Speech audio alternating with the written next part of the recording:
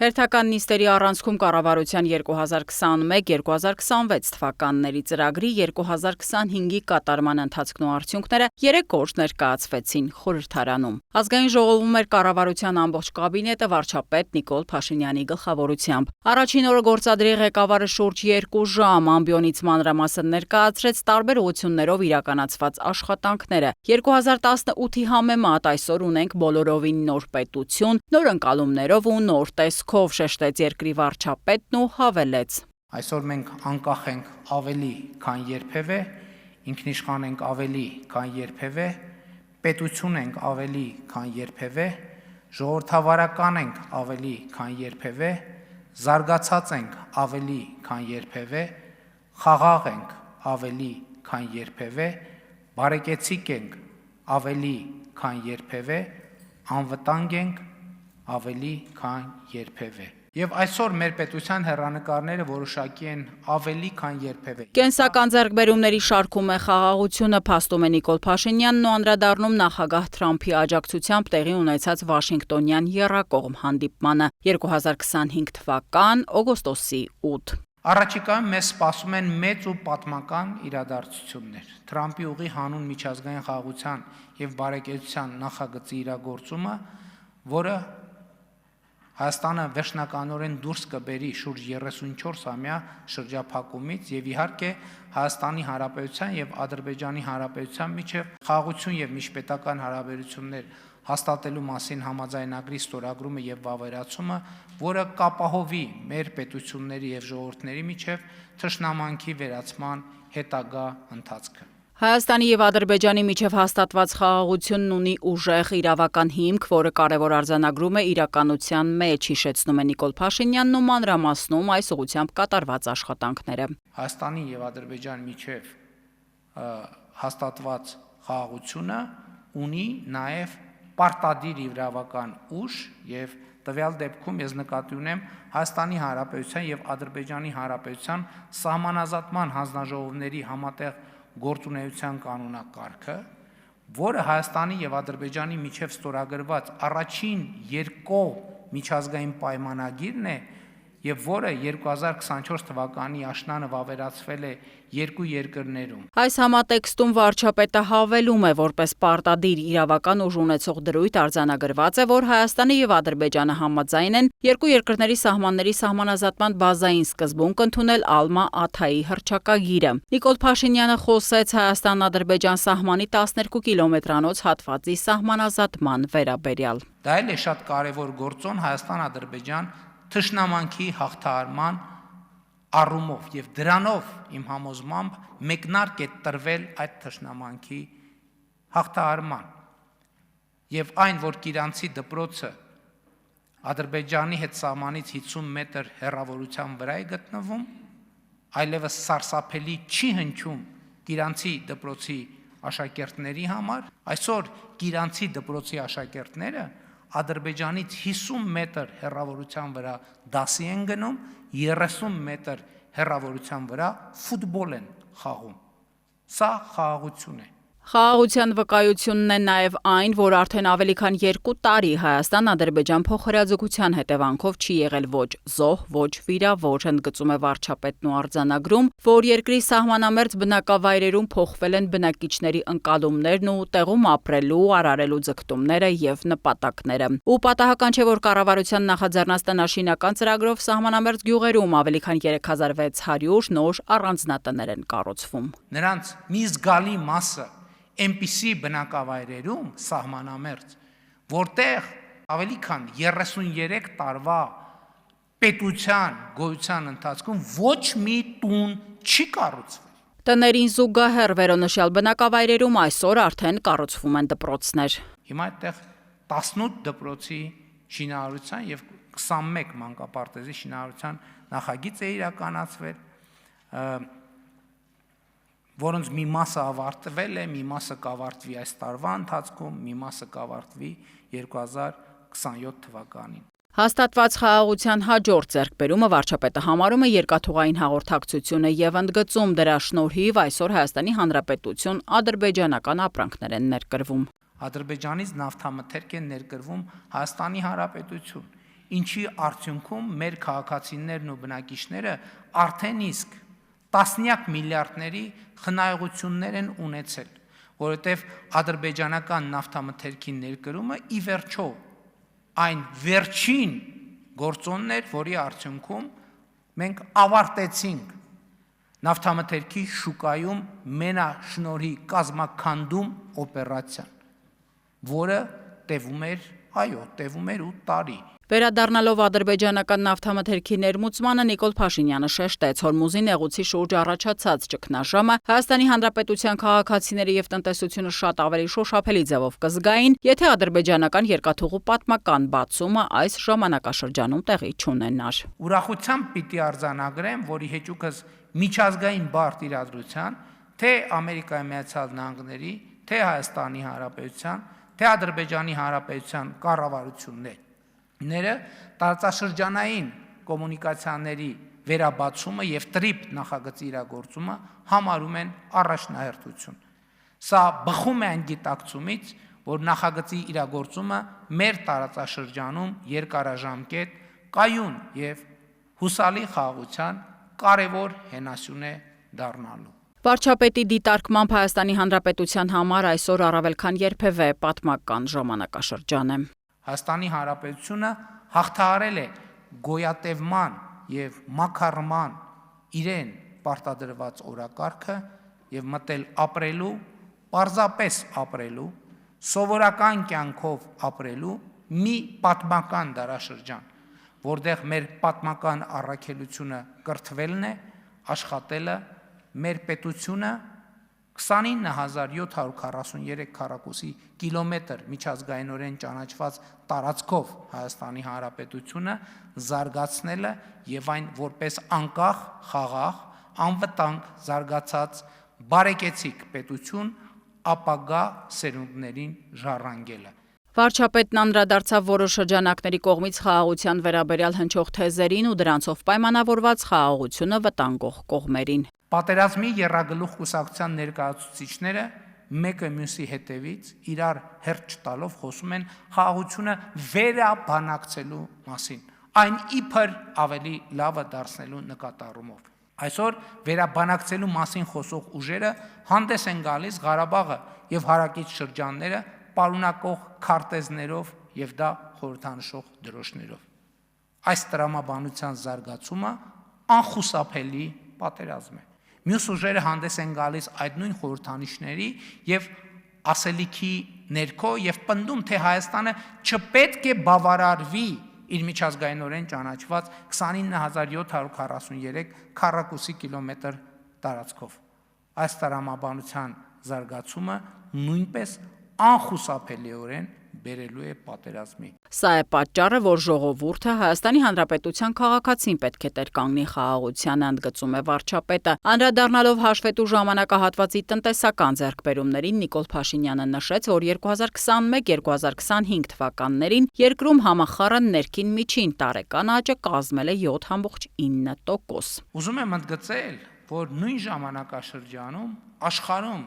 միջին տնտեսական աճը կազմել է 4.1%։ Վարչապետի խոսքից անմասն չմնաց երկրից թալանված միջոցները երկրին վերադարձնելու գործընթացները։ 2017-ի համեմատ 25-ին էական աճ կա նաև կապիտալ ծախսերի առումով։ Կապիտալ ծախսերը դպրոց, մանկապարտեզ, ճանապարհ, ջրագիծ եւ այլն եւ այլն։ 29 անգամ աճել են 25-ը 17-ի համեմատ։ Վարչապետը հիշեցնում է 2018 թվականից 2024 թվականը պետական բյուջե լրացուցիչ մուտք է եղել 4.2 միլիարդ դոլար։ Այսօր արդեն ուրախ եմ արձանագրել, որ նույն մեթոդաբանությամբ 2025 թվականի արդյունքներով հեղափոխության գինը կոպիտ ասած Հայաստանի Հանրապետությունում 6.6 միլիարդ դոլար է։ Նիկոլ Փաշինյանը տվեց սպառիչ պատասխաններ հաճախ հնչող այն հարցերին, թե ինչպես են գեներացվում այդ մուտքագրումները։ Օրինակ, խելացի անասնագոմի ծրագիր 50%-ի հետվճար, որը քաղաքացիներին է գնում։ 2018-ից 2025 թվականները մենք ուշադիր եղեք 1 տրիլիոն 410 միլիարդ դրամի աջակցության ծրագրեր ենք իրականացրել, որ մենք ուղղակի այսպես վերադարձրել ենք տարբեր ծրագրերով Հայաստանի Հանրապետության քաղաքացիներին։ Պետությունը զգալի ներդրումներ է իրականացրել նաև գյուղ ոլորտում։ Հաջորդիվ Նիկոլ Փաշինյանը խոսեց պետական աջակցության այն ծրագրերի շուրջ, որոնցով իրականացվել են բնակարանների եւ անհատական բնակելի տների էներգոարդյունավետ վերանորոգման աշխատանքներ։ Մենք 13.3 միլիարդ Հայաստանի Հանրապետության քաղաքացիներին փող ենք տվել, որ իրանք իրանց տները նորոգեն, հարգելի գործընկերներ։ Աշխարհի որ երկրի, որ կառավարությունն է քաղաքացուն փող տալիս, որ մարդը իր տունը ռեմոնտ անի, հասկանում եք։ Բա սրա համար ենք հեղափոխություն արել, այո, սրա համար ենք հեղափոխություն արել։ Հիպոթեկային վարկի վճարած տոկոսների գումարների վերադարձ։ Տասնյակ հազարավոր քաղաքացիներ այս ծրագրի շնորհիվ տան տերադարձել 327.4 միլիարդ դրամ։ Իսկ հայտարարատու անձանց սոցիալական ծախսերի ուղղություններով կատարված ծախսերի փոխհատուցումը կազմել է 9.1 միլիարդ դրամ։ Վարչապետ առանցքային ձեռքբերում որակեց 2026 թվականի հունվարի 1-ից երկրում ներդրված առողջության համընդհանուր ապահովագրության համակարգը։ Մենք նախ պետպատվերի համակարգը փուլ կամած ընդլայնել ենք։ Հաջորդ փուլով օֆերտայի համակարգն ենք ներդրել, այդ ընթացքում ամեն անգամ աղմուկներ սոցիալական ցանցերում էլեկտրոնային առողջապահության համակարգն ենք զարգացել։ Հիշում եք աղմուկները, որ վա, ես էլեկտրոնային դեղատոմսեր ես, ինչա, մարդկանց եւ այլն եւ այլն։ Եթե մենք էլեկտրոնային դեղատոմսի համակարգ չունենայինք եւ այդպիսի բարեփոխումներ չունենայինք, այսօր երկինք էլ թռնեինք, չենք կարող ունենալ առողջության ապահովագրության համակարգ։ 2017 թվականի համեմատ առողջապահության բյուջեն Հայաստանի Հանրապետությունում այսօր 157%-ով աճել է։ Ընդհանուր առմամբ 3 ամսվա մեջ մենք 34 միլիարդ 110 միլիոն դրամ ծառայություն ենք մատուցել 239.630 65 պլյուս տարիքի անձանց։ Պետական միջոցներից զգալի մաս էլ ուղղվել է սոցիալական աջակցության ծրագրերին։ Վարչապետի ձևակերպման պատմական նվաճում կա կենսաթոշակառուների սոցիալական ապահովության ոլորտում։ Պատմության մեջ առաջին անգամ կենսաթոշակառուների կողմից ստացվող եկամուտը ավելին է, քան նվազագույն սպառողական զամբյուղը, որը կազմում է 61760 դրամ վերջին տվյալների համաձայն։ Եվ ուզում եմ նաև ընդգծել, որ տեսեք թոշակների ավելացման ծրագրին մենք 2026 թվականին շուրջ 200 միլիոն դոլար ենք լրացուցիչ ծախսելու։ 2023 թվականի հունվարի 1-ից էլ ամբողջությամբ վերափոխվեց մինչև 2 տարեկան երեխաների խնամքի նպաստի համակարգը։ Մինչ այդ նպաստը ստանում էին միայն աշխատող եւ արձակուրդի մեջ գտնվող մայրիկները։ Մենք նախ այս նպաստի բազային դրույքաչափը մեծացրեցինք 28000 դրամից դարձնելով 31700 դրամ։ Հաջորդիվ ուրիշ որոշում կայացրեցինք։ Մենք այս ծրագիրը բացեցինք բոլոր մայրիկների համար, անկախ նրանից նրանք աշխատում են թե չէ։ Ավելին գյուղական վայրերում ապրող եւ աշխատող մայրիկների համար այդ նպաստը սահմանեցինք կրկնակիից ավել 69100 դրամ։ Եվ մեկնարկի պահից մենք այս ծրագրով 74.7 միլիարդ դրամ ենք հատկացրել այս ծրագիրը իրականացնելու համար։ Ուսուցիչների ատեստավորման համատեքստում էլ Նիկոլ Փաշինյանն ուրախությամբ փաստեց։ Այսօր Հայաստանի Հանրապետությունում 700.000 դրամ եւ ավել ստացող ուսուցիչ կա,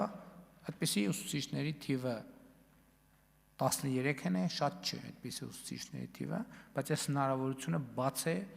յուրաքանչյուրի առաջ։ Վարչապետը ձեռքբերում համարեց 300 դպրոց 500 մանկապարտեզ ծրագիրը։ Մինչև 2026 թվականի սեպտեմբեր շինարարական աշխատանքներն ավարտված կլինեն 260 դպրոցում եւ 429 մանկապարտեզում ու նախակրթարաններում, իսկ մինչև դեկտեմբեր 26 թվական, այսինքն 301 դպրոցում եւ 500 մանկապարտեզում ու նախակրթարանում։ Ավելին, մենք արդեն իսկ սկսել ենք հաջորդ 300 դպրոցի շինարարությունը եւ այսօր արդեն հաջորդ 300 դպրոցի ցանկից շուրջ 50 եւ ավելի 54, եթե չեմ սխալվում, դպրոցի շինարարություն է ընթանում։ Առանցքային տեղում է շարունակում մնալ գիտության ու գիտական սարքավորումների ձեռքբերման ֆինանսավորումը։ Երևանի պետական համալսարանում հիմնադրվել է արհեստական բանականության կենտրոնը, որի գերհամակարգչի ձեռքբերման եւ տեղադրման նպատակով պետական բյուջեից հատկացվել է ընդհանուր 3.7 միլիարդ դրամ։ Կառավարության ամենօրյա ուշադրության կենտրոնում են Հայաստանի ենթակառուցվածքների զարգացման ծրագրերը 2018-ից 25 թվականն իրականացվել է 47,035 կիլոմետր ճանապարհների կառուցման, հիմնանորոգման եւ նորոգման աշխատանքներ, որոնցից 1346-ը սուբվենցիոն ծրագրերով։ Բագրատաշեն Երևան, Երևան-Գյումրի, Երևան-Գորիս, Երևան-Վանաձոր ճանապարհներն այսօր ուղևորներին այլ տեսքով են ներկայանում։ Իրողություն է նաեւ Հյուսիս-Հարավի Աշտարակ-Գյումրի հատվածը։ Մենք այնպիսի ռազմավարական նշանակության ճանապարհներ ենք կառուցել կամ հիմնանորոգել, որոնց մասին 93 թվականից խոսվում է։ Կատարողականից անմասն չէր ապօրինի գույքի վերադարձի գործընթացը, որի շրջանակում Հայաստանի համայնքներին վերադարձվել է շուրջ 66,9 միլիարդ դրամի 124 գույքային միավոր։ Վարչապետը խոսեց նաև ՀԵՑ-ի շուրջ ստեղծված իրավիճակի ու տարիների գործելավոճի վերաբերյալ։ Դա Հայաստանի ամենախոշոր ստրատեգիական ենթակառուցվածքն է։ Հայաստանի Հանրապետություն եւ ել չեմ ասում, հələ զուգահեռ մենք ինչ ենք բացահայտել։ Բացահայտել ենք, որ այդ մարդիկ, որոնք հեծը տիրապետեր են, այդ մարդիկ փաստորեն մեզնից հոսանք գողանալիս են եղել։ Տասնյակ տարիներով մեզնից այդ մարդիկ այսօր խոսում են բանակի մասին, զորամասից այդ մարդիկ հոսանք գողանալիս են եղել, ոնց օգտագործված հոսանքի չափից ավելի հաշիվներ են գրել։ Պետությունն այսօր ունի այլ հայացքներ ու կառավարության նպատակն է ունենալ բարեկեցիկ կյանքով ապրող քաղաքացիներ, նշում է վարչապետն ու անդրադառնում բանակում տրվող աշխատավարձերին։ Այսօր Հայաստանի Հանրապետության բանակում 700,000 դրամ եւ ավել աշխատավարձ ստացող զինծառայողներ կան։ Հաջորդ արձանագրմամբ էլ Նիկոլ Փաշինյանը խոսեց ժամկետային զինծառայության ժամկետը կրճատելու վերաբերյալ։ 2 տարվա փոխարեն 1.5 տարի է։